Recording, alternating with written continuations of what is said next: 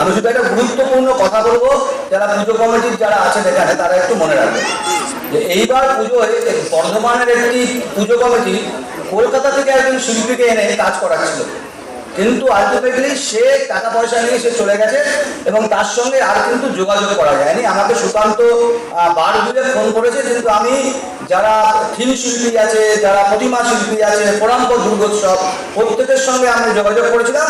এরকম কোনো শিল্পীর কিন্তু অস্তিত্ব আমাদের কলকাতার খাতায় কিন্তু নেই। সুতরাং যারা এরপর থেকে কলকাতার কোনো কাউকে এনে কাজ করাবেন, দয়া করে এখানে কাজল সরকার আছে ফোরামের সভাপতি, আমাদের সামনে রিঙ্কু দাস আছে, গৌরাঙ্গ ফুলদা আছে, আর পূর্ণেন্দু দে আছে, এদের সঙ্গে দয়া করে যোগাযোগ করে যে যাকে দিয়ে কাজ করাবেন তার ক্রেডেনশিয়ালটা একটু দয়া করে জেনে নেবেন, যে সে অর্ধেক কাজ করতে করতে চলে যাবে কিনা পয়সা করে নিয়ে। তাহলে কিন্তু আপনারা আবার একটি পুজো কমিটি এবার যেমন সখাত শরীরে করেছিল সেরকম কিন্তু সম্ভাবনা আছে। সুতরাং আপনারা এইটুকু কথা মনে রেখে ভালো করে পুজো করুন এবং মন্দিরে পুজো করুন। সবাই ভালো থাকবে, নমস্কার। জানেন যে কয়েক বছর ধরে দুর্গাপুজো সমন্বয় সমিতি, যে দুর্গাপুজো আমাদের বাঙালিদের কাছে আজকে সব থেকে বড় উৎসবে পরিণত হয়েছে, সেই উৎসবকে নিয়ে সারা বছরই কোথায় না কোথায় বিভিন্ন কর্মসূচির মধ্য দিয়ে সেই দুর্গাপুজোকে আমরা স্মরণ করি। এই বর্তমান দুর্গাপুজো সমন্বয় সমিতি কলকাতায় যেমন প্রতি বছর বিশাল আকারে রক্তদান শিবির করে, এবার আমি নিজে গেছিলাম বর্ধমান থেকে, তার সেই সঙ্গে সঙ্গে বর্ধমানেও প্রচুর লোক রক্ত দিয়েছে এই দুর্গাপুজো সমন্বয় সমিতিরও বর্তমানে রক্তদান শিবিরে। সারা বছর বিভিন্নভাবে দোলযাত্রাকে সামনে রেখে দোলের প্রোগ্রাম করা হয়, সারা বছর বিভিন্ন ছেলে মেয়েদের উৎসাহিত করার জন্য বিভিন্ন ছোট ছোট কর্মসূচি করে দুর্গাপুজো সমন্বয় সমিতি। আর সেটা একঝাঁক দুর্গাপুজো সমন্বয় সমিতির সদস্যরা যারা এখানে রয়েছে তারা সবাই মিলে সারা বছর চেষ্টা করে দুর্গাপুজোকে সামনে রেখে একটা সামাজিক কাজকর্ম করার জন্য। আর সেই অনুষ্ঠান সারা বছর যেমন করে আজকেও অনেক শিল্পী, যে শিল্পীরা দুর্গা ঠাকুর তৈরি করে তাদেরও আজকে এখানে পুরস্কারে ভূষিত করা হবে, বিভিন্নভাবে তাদের সম্মান জানানো হবে।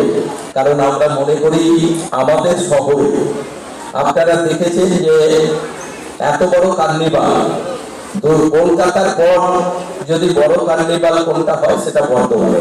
আর বর্ধমানে 28টা দুর্গাপুজো কমিটি এই কার্নিভালে অংশগ্রহণ করেছিল।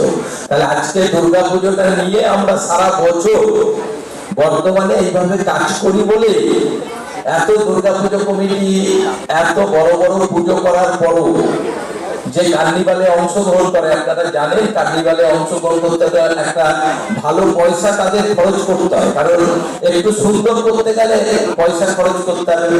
সেই কার্নিভালে 28টা পুজো কমিটি অংশগ্রহণ করেছে, তার প্রায় অনেকেই এখানেও আজকে উপস্থিত রয়েছে সেই পুজো কমিটির লোকরা। আমরা কদিন পরই আমরা কার্নিভালের প্রাইজ আমরা এখানে দেবো দুর্গাপুজো কমিটিগুলোকে। আমাদের 17 থেকে 18 তারিখে এই সময় হবে, আমাদের মন্ত্রীরা আসবে। এখানেও আমরা চেষ্টা করেছিলাম আমাদের মন্ত্রীদের আনার জন্য, কিন্তু সবাই একটা উপনির্বাচন গুলো রয়েছে বলে সবাই 13 তারিখ পর্যন্ত ব্যস্ত, তাই আসতে পারে নাই। আর এটাকে বারবার টেনে নিয়ে গেলে অনেকটা দেরি হয়ে যাচ্ছে, কারণ বিজয়াকে সামনে রেখে অনুষ্ঠান, সে বিজয় তো পার হতে গেল, কালী পুজো হয়ে গেল, তাই আরো দেরি যাতে না হয় তার জন্য আজকে কম সময়ের মধ্যে এই অনুষ্ঠানটা করা হয়েছে। আপনারা প্রতি বছর আপনারা দুর্গাপুজো সমন্বয় সমিতির সঙ্গে থাকুন। বিভিন্ন সামাজিক কাজকর্ম দুর্গাপুজো সমন্বয় সমিতি করছে, সবার উৎসাহে সবার ভালোবাসায় এই দুর্গাপুজো সমন্বয় সমিতি যাতে অনেক বড় একটা জায়গা নিতে পারে আমাদের রাজ্যের মধ্যে। কারণ ইতিমধ্যে কলকাতায় যে বিশাল দুর্গাপুজো কমিটিগুলো আছে তাদের সঙ্গে তাল রেখেই বর্ধমানের দুর্গাপুজো কমিটিও এগিয়ে চলছে।